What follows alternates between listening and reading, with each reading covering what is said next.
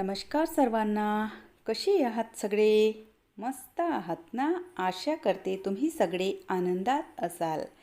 तुम्हा सर्वांचं अगदी मनापासून स्वागत आहे आपल्या चॅनलवरच्या आजच्या या व्हिडिओमध्ये.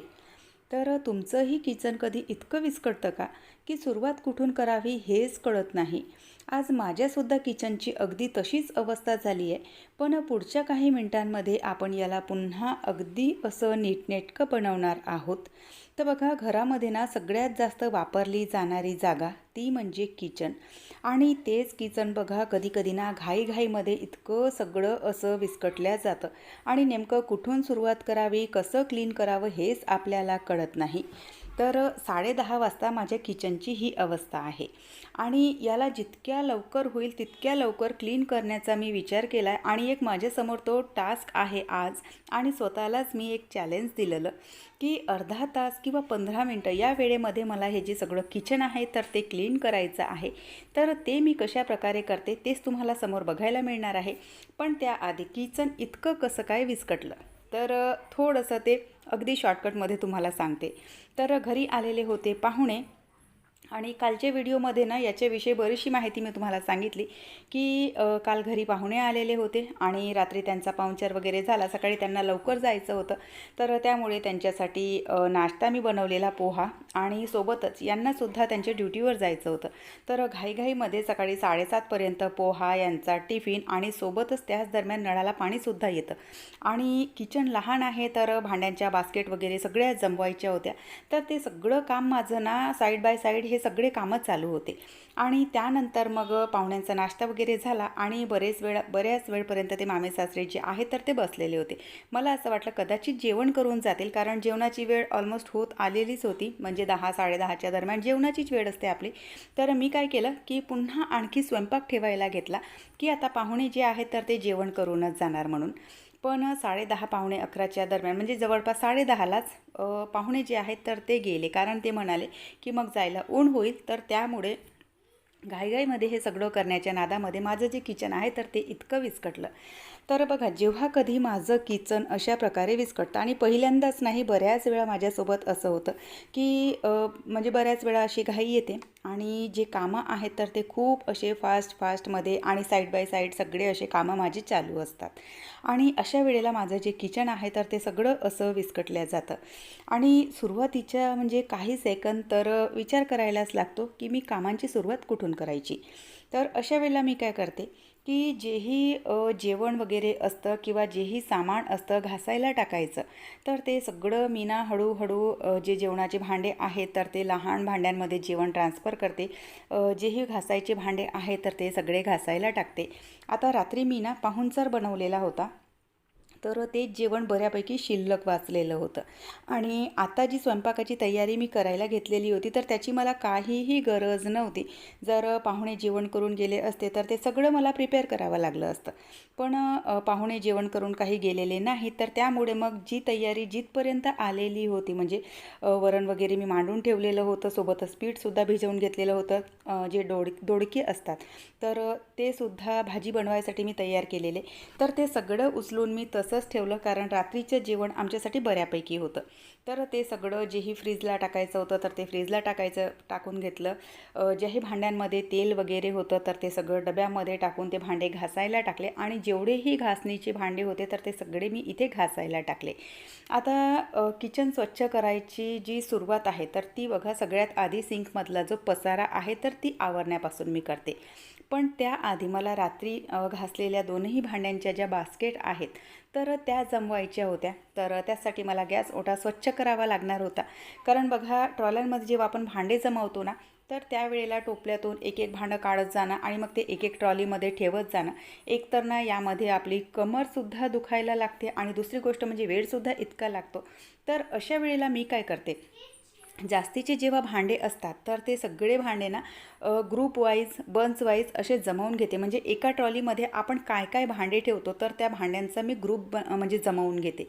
आणि त्यानंतर मग सगळे भांडे सॅग्रिगेट करून झाले की त्यानंतर सगळे भांडे त्या ट्रॉल्यांमध्ये ठेवते. म्हणजे मला ना वारंवार ट्रॉली खोलण्याची गरज पडत नाही किंवा मग वारंवार वाकणं किंवा उभं होणं अशी गरज मला पडत नाही. तर त्यामुळे अशा प्रकारे ना जो गॅस ओटा आहे तर तो मी सगळा स्वच्छ करून घेतला, सगळे भांडे सॅग्रिगेट करून घेतले आणि त्यानंतर मग सगळे भांडे जमवून घेतले. आता सध्याच्या याच्यामध्ये बघा जे पाणी आहे नळाला तर ते काही फारसं राहत नाही, पण आज माझे जे नशीब आहे तर ते इतके चांगले की नळाला पाणीसुद्धा आज ना बऱ्याच वेळपर्यंत राहिलं.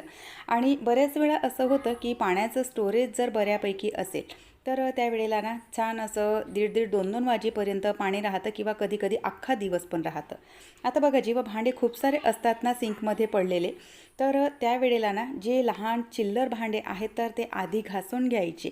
म्हणजे असं नाही की जे भांडे हाताला आले, मोठे भांडे हातात आले तर ते घासून घ्यायचं किंवा चिल्लर भांडे हातात आले ते घासून घ्यायचं, असं करायचं नाही. जेव्हाही खूप सारे भांडे आपल्या इथे सिंकमध्ये असतात त्यावेळेला सगळ्या भांड्यांचं पाणी काढून घ्यायचं, नळाच्या खाली भांडे विसळून घ्यायचे आणि जे लहान सहान चिल्लर भांडे आहेत तर ते आधी सिंकमध्ये टाकायचे. याच्याने काय होते की आपले जास्तीत जास्त जे भांडे आहेत तर ते सिंकमध्ये येऊन जातात. सोबतच जेव्हाही कपं वगैरे असतात खूप सारे, तर कपं सगळे ना सिंकमध्ये टाकण्यापेक्षा ना अशा प्रकारे कपं घासून एकतर तुम्ही त्यांना वेगळं ठेवा किंवा मग लगेचच्या लगेच धुवून त्यांना ना एखाद्या छोट्याशा टोपलीमध्ये बास्केटमध्ये ठेवा.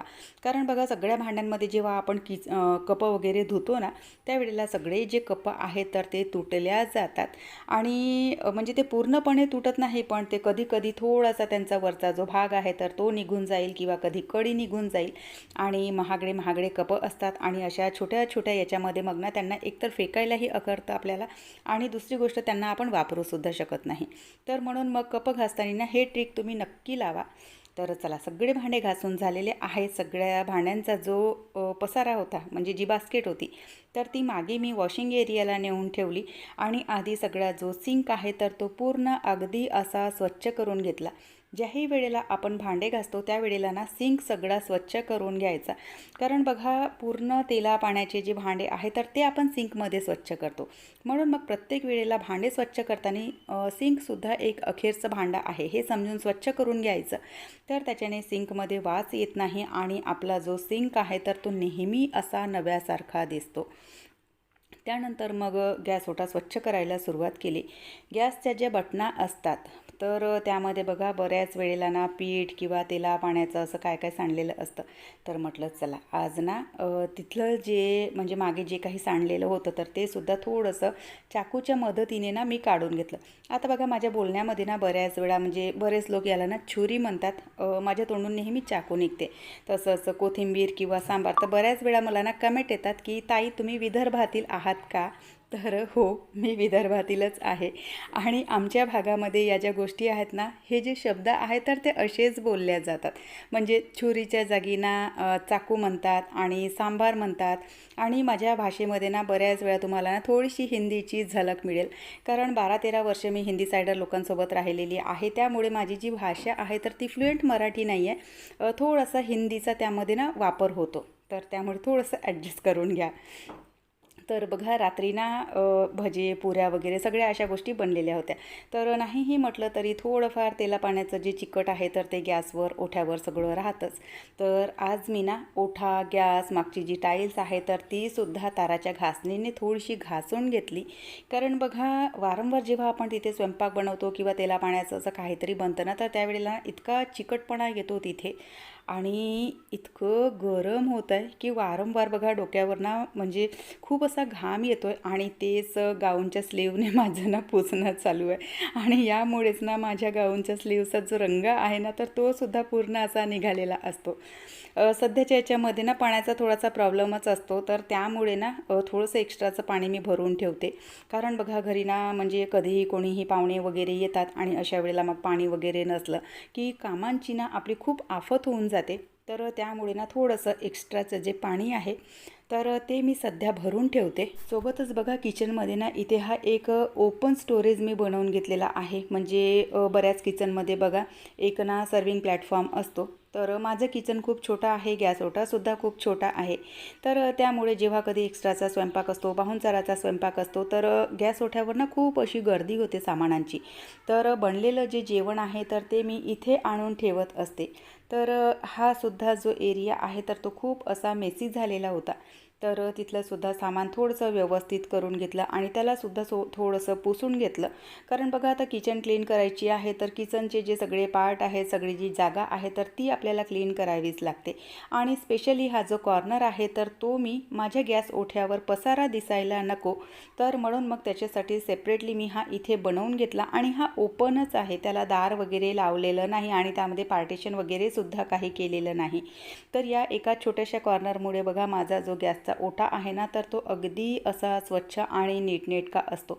आणि खरं सांगते, जेव्हा कधी पाहुणेपरी येतात किंवा स्वयंपाकाची क्वांटिटी जास्त असते, सणवारं असतात, त्यावेळेला ना हा जो कोपरा आहे तर तो मला इतका कामी येतो.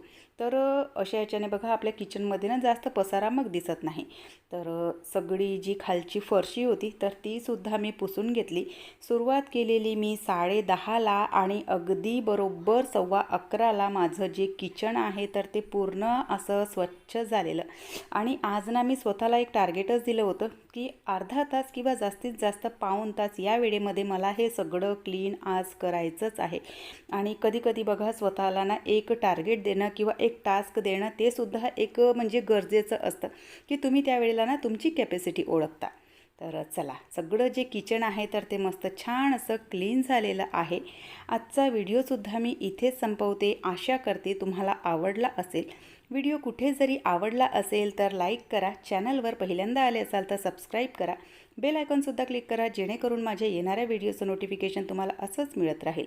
आपण भेटूयात नंतरच्या व्हिडिओसोबत. बाय. हर हर महादेव.